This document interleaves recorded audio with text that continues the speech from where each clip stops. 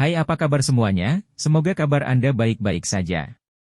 Terima kasih karena sudah memberikan support dan juga kesetiaan Anda untuk membangun channel Codot Film. Yuk kita lanjutkan alur ceritanya, sambil siapin kopi dan cemilan, setting suara volume full. Gasken. Memperbaiki tubuh.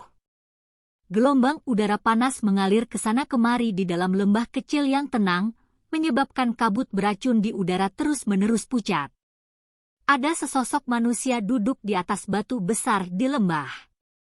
Sebuah kuali besar berwarna merah tua tergantung di udara di depan sosok itu. Api hijau giok menyala dengan ganas di dalam kuali. Gelombang udara panas lembah menyebar dari tempat ini.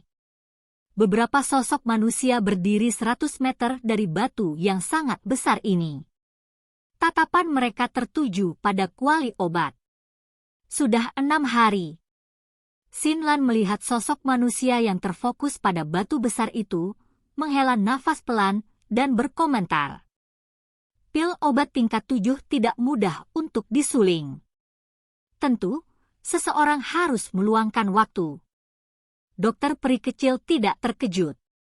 Dia dengan lembut berkata, selain itu, pil Qi di dalam kuali obat menjadi lebih padat.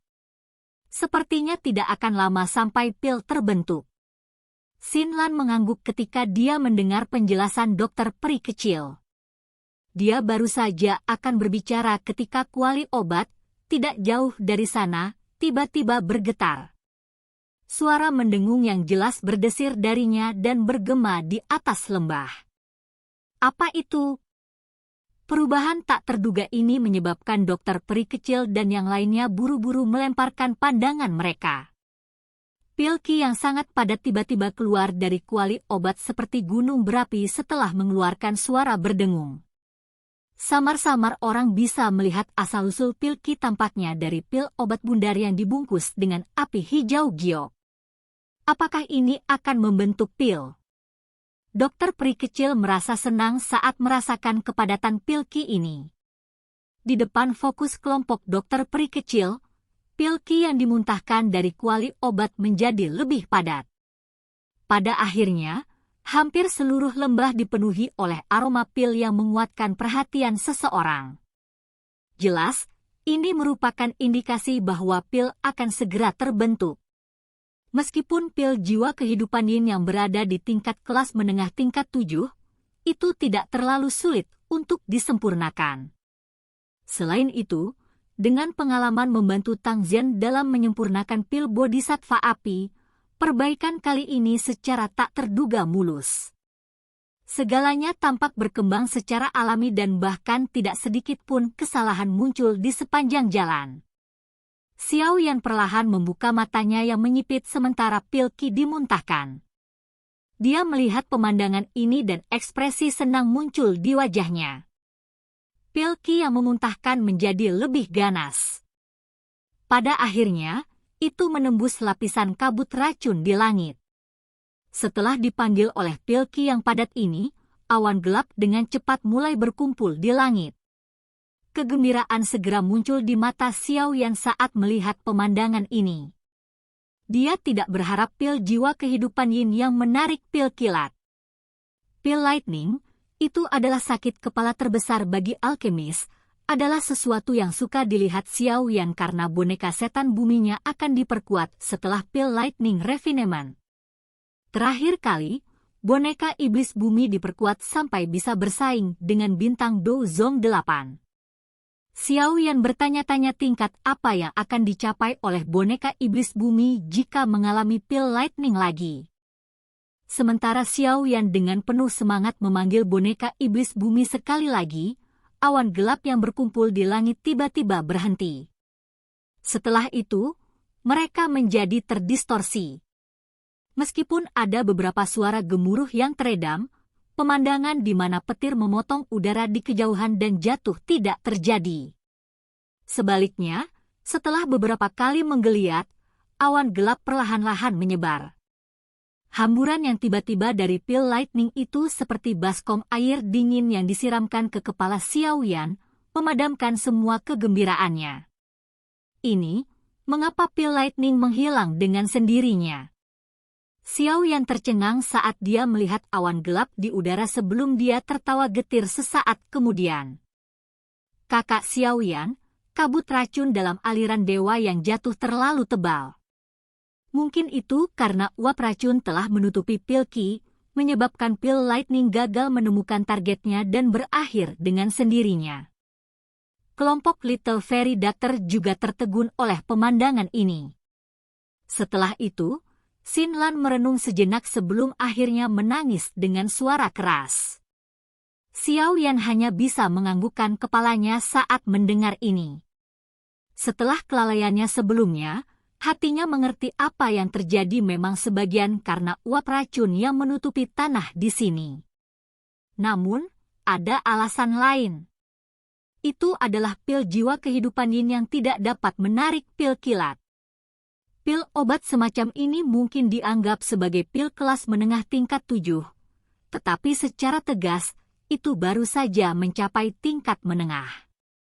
Jika bukan karena efek unik dari pil tersebut, itu hanya akan menjadi tingkat kelas rendah tingkat 7. Pil Qi yang dipancarkannya mungkin tidak dapat menarik pil Lightning. Ini, bersama dengan uap beracun yang bersembunyi, menyebabkan pil Lightning secara bertahap menyebar setelah muncul. Sial, namun, saya terdesak waktu dan tidak punya waktu untuk berurusan dengan pil Lightning. Xiao Yan diam-diam menyuarakan ketidakberuntungannya di dalam hatinya sebelum dia melambaikan tangannya. Pil obat hitam merah di dalam kuali obat tersedot keluar. Ini adalah pil jiwa kehidupan yin yang ya. Mata Xiao Yan mengamati pil obat di tangannya saat dia bergumam pada dirinya sendiri.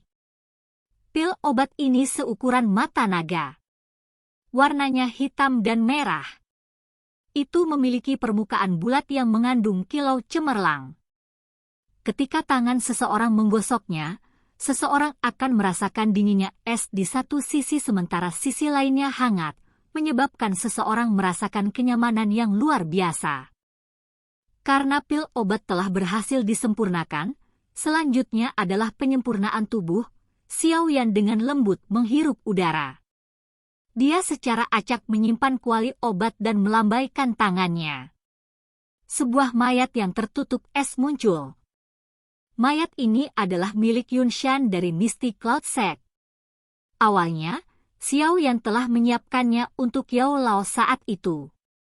Namun, mayat setingkat ini tidak bisa lagi menarik perhatian Xiao Yan. Ini akan digunakan untuk melakukan percobaan. Setelah memanggil mayat, metode pemurnian tubuh yang diajarkan Yao Lao pada Xiao Yan mengalir ke dalam pikirannya. Sesaat kemudian, dia mengangguk dengan tenang. Dia melambaikan tangannya dan angin tak terlihat menyeret mayat itu, menggantungnya di udara. Xiao Yan melambaikan tangannya dan segumpal Glazed Lotus Heart Flame muncul. Itu mengeluarkan suara, embusan, saat melilit mayat. Es dingin di mayat dengan cepat meleleh di bawah suhu yang sangat tinggi dari Glazed Lotus Heart Flame. Pak Tua Yao, berikan aku seutas kekuatan spiritual. Xiao Yan berbicara dengan suara yang dalam saat dia melihat es yang dengan cepat tersebar. Mendengar ini, benang kekuatan spiritual segera dipisahkan dari antara alis Tian Huo Zunze.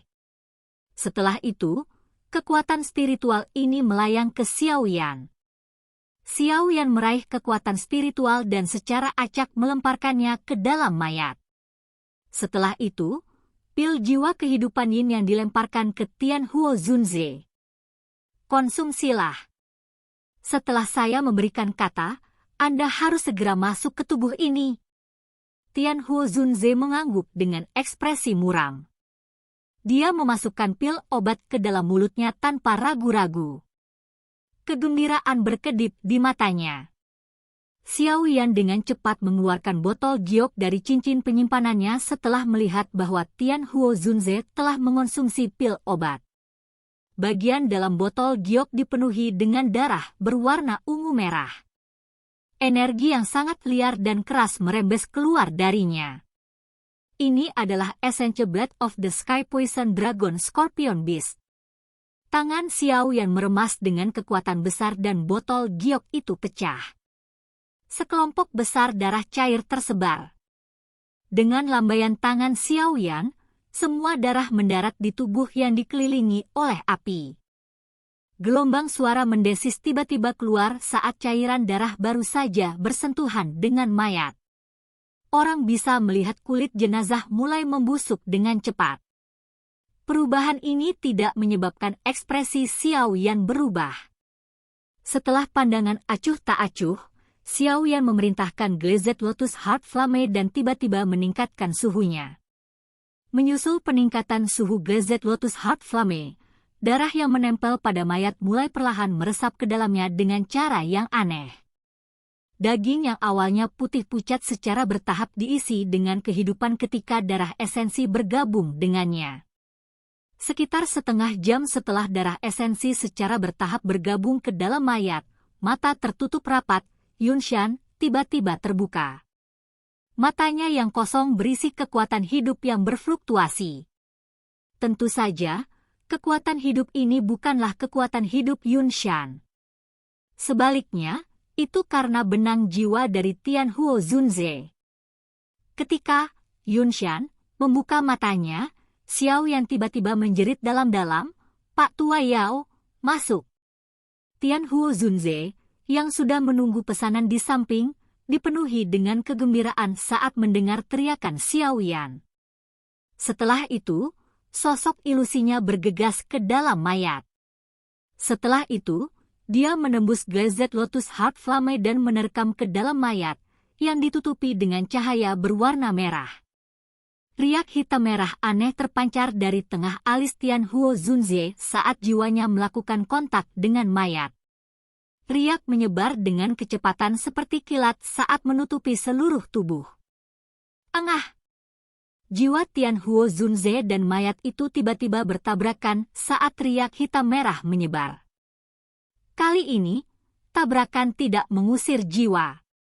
Sebaliknya, jiwa perlahan bergabung ke dalam tubuh. Apakah itu berhasil diselesaikan? Xinlan dan dokter peri kecil di samping tidak dapat mengendalikan kegembiraan mereka saat mereka bertanya setelah melihat jiwa Tianhuo Zunze bergabung dengan tubuh. Belum. Tuan Tua Yao harus menahan pembakaran api surgawi dan secara bertahap mendapatkan kendali atas tubuh. Hanya dengan begitu dia dapat dianggap telah benar-benar bangkit dari api. Ekspresi Xiao yang serius saat dia menggelengkan kepalanya. Langkah selanjutnya adalah yang paling penting. Jika Tianhuo Zunze tidak dapat menahan pembakaran api surgawi, kemungkinan besar tidak hanya tubuh fisik ini akan terbuang percuma tetapi jiwanya juga akan menderita pukulan yang fatal.